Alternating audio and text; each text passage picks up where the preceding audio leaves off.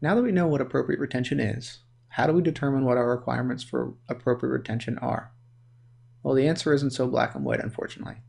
As mentioned previously, a lot of the requirements for appropriate retention depend on the regulations imposed on organizations by their countries of operation and the industries that they are in.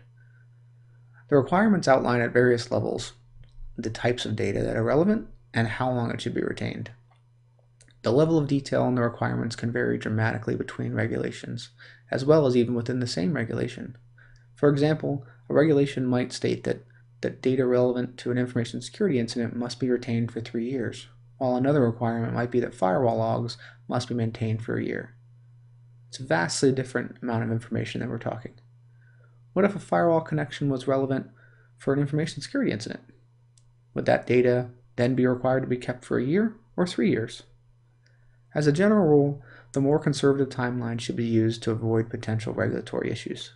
So in this case, the organization could make a decision to retain data from common security controls, like firewalls, for 3 years across the board to avoid a scenario where regulators are dissatisfied with the retention levels. Another example of this is the Sarbanes-Oxley Act, or SOX as it is commonly referred to, which aims to improve controls to prevent organizations from defrauding investors and the general public by fraudulently accounting for their business.